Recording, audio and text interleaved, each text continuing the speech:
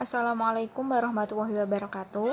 Kami dari kelompok 4 akan mempresentasikan hasil diskusi kami mengenai metode dakwah bilisan, yang mana kami beranggotakan yaitu saya sendiri Retno Dinovitasari dan kedua teman saya yaitu Mbak Dian Levinia Dian dan Mas Slamet Afandi.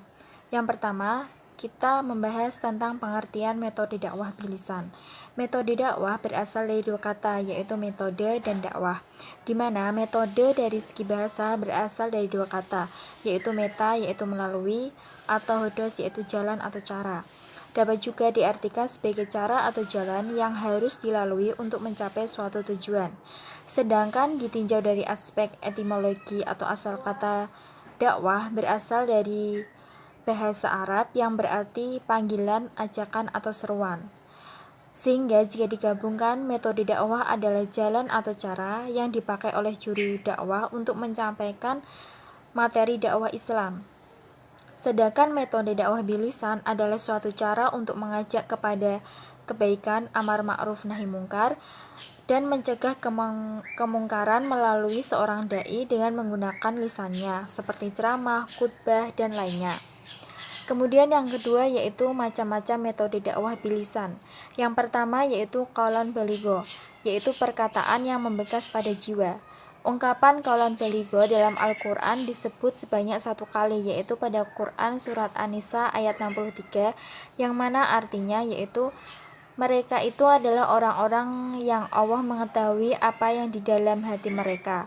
Karena itu berpalinglah kamu dari mereka dan berilah mereka pelajaran dan katakanlah kepada mereka perkataan yang berbekas pada jiwa mereka. Yang dimaksud ayat di atas adalah perilaku orang munafik ketika diajak untuk mematuhi hukum-hukum Allah. Mereka menghalangi orang lain untuk patuh karena mereka mendapat musibah atau kecelakaan karena perbuatan mereka sendiri. Mereka datang memohon perlindungan atau bantuan. Ungkapan tersebut diartikan sebagai pembicaraan yang fasih, jelas maknanya, terang, serta tepat dalam mengungkapkan apa yang dikehendakinya. Oleh karena itu, dapat disimpulkan bahwa qaulan baligho artinya menggunakan kata-kata yang efektif, tepat sasaran, komunikatif, mudah dimengerti, langsung kepada pokok bahasan atau straight to the point, dan tidak terbelit-belit atau bertele-tele. Kemudian yang kedua yaitu qaulan layyina atau perkataan yang lembut, di mana qaulan layyina secara harfiah berarti komunikasi yang lemah lembut. Kata qaulan layyina di dalam Al-Quran disebutkan dalam Quran surat At-Taha ayat 44, yang mana artinya, maka berbicaralah kamu kepadanya dengan kata-kata yang lemah lembut, mudah-mudahan dia sadar atau takut. Ayat Toha di atas adalah perintah Allah SWT kepada Nabi Musa dan Harun agar berbicara lemah lembut, tidak kasar kepada Fir'aun. Qaulan layyina berarti pembicaraan yang lemah lembut dengan suara yang enak didengar dan penuh keramahan, sehingga dapat menyentuh hati. Dengan qaulan layyina, hati komunikan akan tersentuh dan jiwanya bergerak untuk menerima pesan komunikasi yang kita berikan. Yang C yaitu qaulan ma'rufah atau perkataan yang baik. Kata qaulan ma'rufah disebutkan Allah Subhanahu wa taala antara lain di dalam Quran surat An-Nisa ayat 5, yang mana artinya, dan janganlah kamu serahkan kepada orang-orang yang belum sempurna akalnya, harta atau mereka yang ada dalam kekuasaan.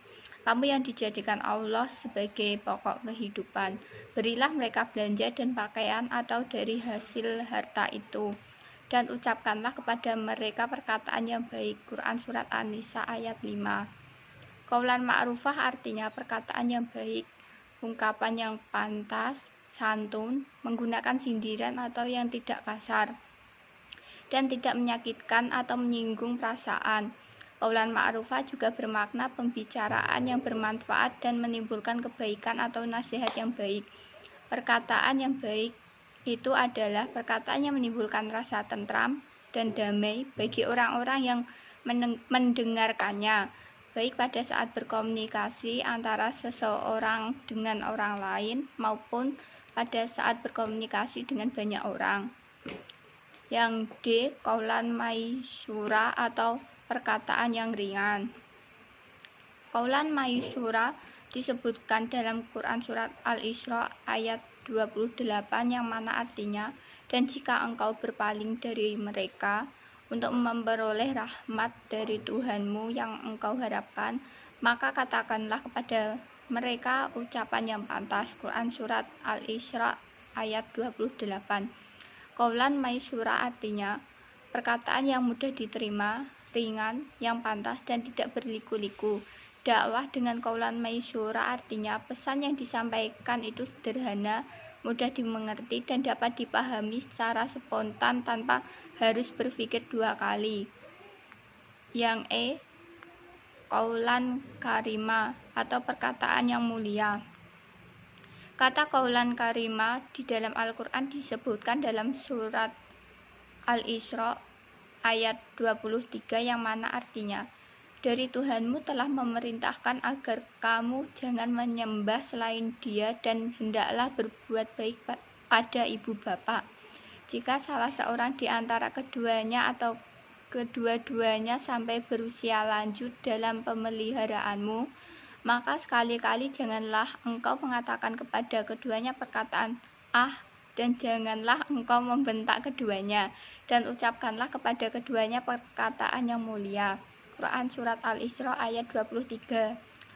Qaulan karima adalah perkataan yang mulia, dibarengi dengan rasa humor dan mengagungkan, enak didengar, lemah lembut, dan bertata krama. Dalam ayat tersebut, perkataan yang mulia wajib dilakukan saat berbicara kepada orang tua. Selanjutnya F, yaitu qaulan sadida, yaitu perkataan yang benar, di mana qaulan sadida berarti pembicaraan, ucapan atau perkataan yang benar, baik dari segi substansi yaitu materi atau isi pesan, maupun redaksi atau tata bahasa. Dari segi substansi, komunikasi Islam harus menginformasikan atau menyampaikan kebenaran faktual, hal yang benar saja, jujur, tidak bohong, juga tidak merekayasa atau memanipulasi fakta. Selanjutnya adalah metode dakwah menurut Al-Quran, An-Nahl ayat 125. Bismillahirrahmanirrahim. Ud'u ila sabili rabbika bil hikmati wal mau'izatil hasanati wajadilhum billati hiya ahsan. Inna rabbaka huwa a'lamu man dhalla an sawasabili wa huwa a'lamu bil muhtadin. Yang artinya, serulah manusia kepada jalan Tuhanmu dengan hikmah dan pelajaran yang baik, dan bantalah dengan cara yang baik. Sesungguhnya Tuhanmu, dialah yang lebih mengetahui tentang siapa yang tersesat di jalannya, dan dialah yang lebih mengetahui orang-orang yang mendapat petunjuk. Dari surat An-Nahl di atas dapat diambil pemahaman, yaitu metode dakwah ada 3. Yang pertama al-hikmah. Hikmah merupakan suatu metode pendekatan komunikasi yang dilaksanakan atas persuasif. Maksud dari persuasif itu mengajak atau mempengaruhi.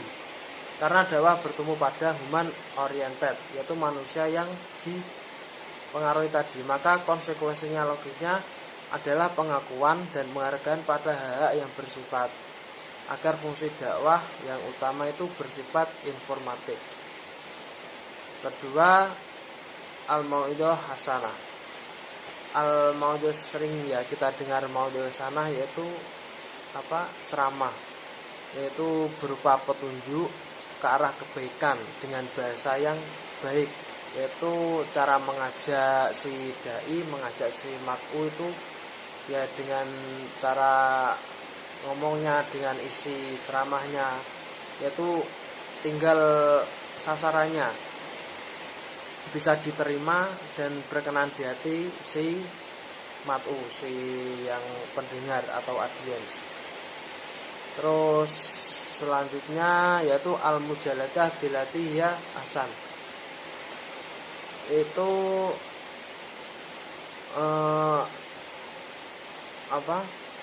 artinya yaitu dakwah melalui bantahan atau diskusi atau berdebat dengan cara yang baik, sopan dan saling menghargai.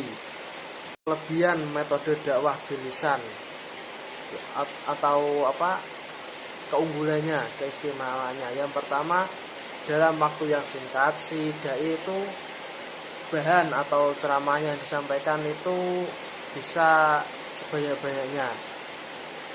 Terus memungkinkan ya dai itu menggunakan pengalamannya yang sebelum-sebelumnya dan kebijaksanaannya sehingga audien atau mar'u mudah tertarik dan menerima ajarannya karena pengalaman si dai yang jam terbangnya tinggi tadi.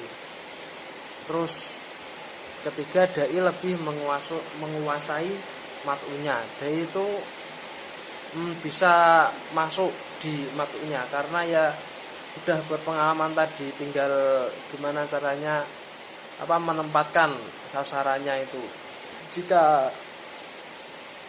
anak-anak ya diberi bahasan anak-anak, terus kalau orang tua semua ya diberi ceramah tentang orang tua. Intinya ya memantaskan sasarannya itu siapa agar mudah diterima. Terus dai keempat, bila si ceramah itu memberikan ceramah dengan baik, yaitu otomatis si mat'u itu mempelajari isi materi atau isi kandungan yang telah disampaikan. Terus kelima, dapat meningkatkan derajat si dai tersebut atau popularitas tergantung tadi ceramahnya. Terus metode yang terakhir, metode ceramah lebih fleksibel, lebih disingkatkan atau mudah disesuaikan dengan situasi dan kondisi serta waktu yang tersedia. Jika waktu terbatas dan sedikit, bahan materi pesan dakwah dapat dipersingkat, dapat diambil pokok-pokoknya saja, dan sebaliknya disampaikan sebanyak-banyaknya dan lebih mendalam. Dan sekarang ada kekurangannya juga, yaitu kekurangan metode dakwah bilisan. Dai sulit mengetahui pemahaman mat'u terhadap pesan dakwah yang disampaikan. Kan enggak semua orang bisa paham langsung kan. Jadi ya ceramahnya tadi. Terus kedua, metode ceramah lebih sering bersifat komunikasi satu arah. Terus sulit menjajaki pola berpikir mat'u dan pusat perhatiannya. Terus dai cenderung ya bersifat otoriter, bersifat seperti kasar, kayak mendoktrin atau menjugde itu.